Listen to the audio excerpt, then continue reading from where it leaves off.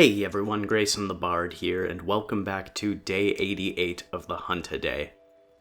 If I had a nickel for every ice-burrowing shark monster in the Monster Hunter series, I would have 2 nickels, and y'all know how the rest of the bit goes. I'm not going to do the rest of it.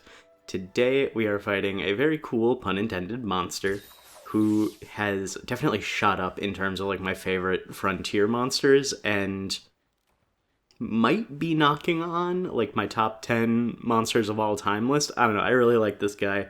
We are fighting Anura Patisu. And before I launch into the monster itself, I do want to say, I have kind of come to a decision on what I'm going to do. I am going to do Frontier for a couple more days. I'm going to go through Christmas Day is going to be my last Frontier video, and then kind of from there I'm going to dip back into Generations and World, show off a couple more monsters from that I really want to, while kind of grinding up Frontier in the background so that I don't feel like I have to fully blast progression in Monster Hunter Frontier in order to keep up with showing off a new monster every day. That's been, I think, what has been causing the most mental drainage for me, is just not being able to progress at a pace that I want to. So I'm going to be slowing down my Frontier progression a little bit, and I'm going to be going back to Generations. I have, some monsters that I've been wanting to show off in Generations, but have been having a hard time pulling myself away from the siren song of Frontier until just now.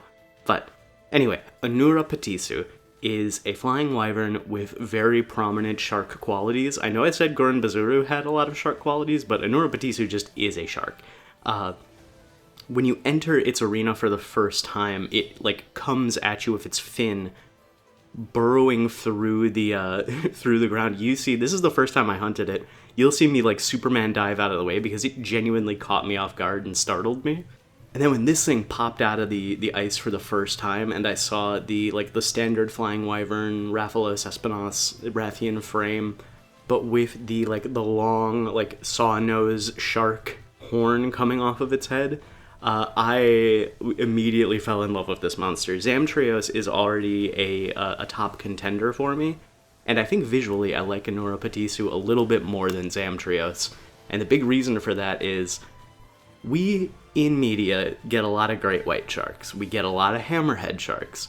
What we don't see a lot in, shark representation in media is saw-nose sharks, and I think they are the doofiest looking fish in the world, and I love them, and I am so happy to see it become a threat with Anura Patisu. In terms of visuals for a frontier monster, again, similar to when I talked about Polkarodon, how I liked how grounded and real it felt, Anura Patisu, in all areas, both design and combat, feels like a Monster Hunter monster more so than an MMO fight. Something I've been noticing with a lot of the, endgame monsters in Frontier is that they feel more at home in Final Fantasy XIV in an MMO than they do to me in Monster Hunter. In part because, a lot of their attacks just don't feel like things that I could see an animal or creature or whatever doing. Anura Patisu fixes that a lot for me. All of its moves feel like something that a creature could in this world do, and it doesn't seem too far out of left field for Monster Hunter monsters with what we've seen recently in mainline games. It incorporates its burrowing into its attacks.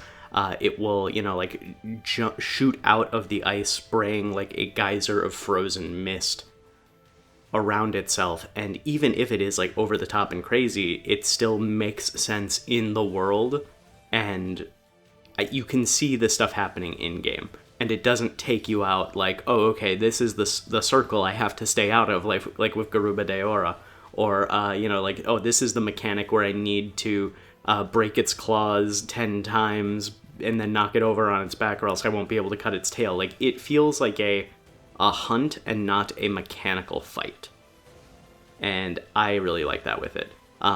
It has a lot of really cool moves. It uses ice in a really neat way.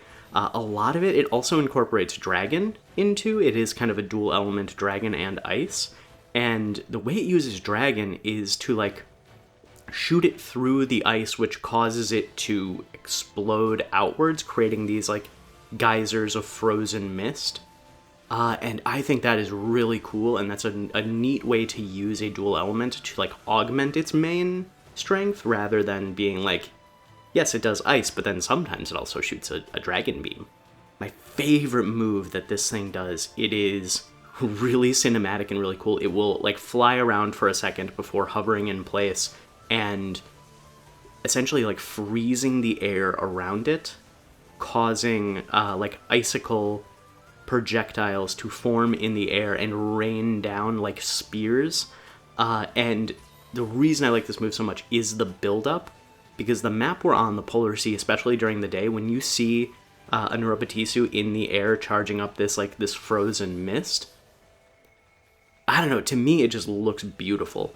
It is such a really neat, like seeing the shimmering of the ice and the mist, and then like watching as the spears of ice fall from around it, and you have to like dodge in and out and like make sure you're not standing where one is going to fall. It's such a like cinematic move, and it definitely feels like an MMO mechanic, but it still, like I said before, feels natural and realistic. That's what I want more of with Frontier monsters, and I think he would be really easy to bring back because of how grounded his moves are right now. And again, I have not seen anything ice-related for Monster Hunter Wilds. I have not seen, like, I have seen everything up to the release date trailer in September, which is when I went spoiler-free and started this hunt today. I don't know if there is going to be like an ice map, but if there is, I think a Neuropatisu would fit right in, and he would be like a cool monster to pull from as more Frontier representation. Especially since I assume it would be using like the Espinas skeleton, the Espinas base, and they already have that coded in a relatively recent engine with Monster Hunter Rise. So I'm going to say like a 7. Flat 7 for returning in Monster Hunter Wilds. If there is an ice map, I would really like to see this guy there. If not, then definitely a lot lower. For returning in a future game, I think this guy's cool. I think Capcom knows he's cool. But I also think they're more likely to bring back Zamtrios before they bring back a Neuropatisu, and I don't know how much room there is for 2 ice-themed shark monsters. So I guess actually that might bring him down a little bit for Wilds as well. I might have to bump him down to a 5, just because Capcom is going to be more likely to bring back Zamtrios than they are to bring back a Frontier monster. So I think a 5 for returning in Wilds, and like a 4 for returning in a future mainline game. Alright, I am going to wrap up the ramble there for today. Thank you all so much for watching. Please stick around until the end of the hunt if you can. Like, comment, and subscribe if you want to. Don't if you don't. And until next time, I'll see you next time.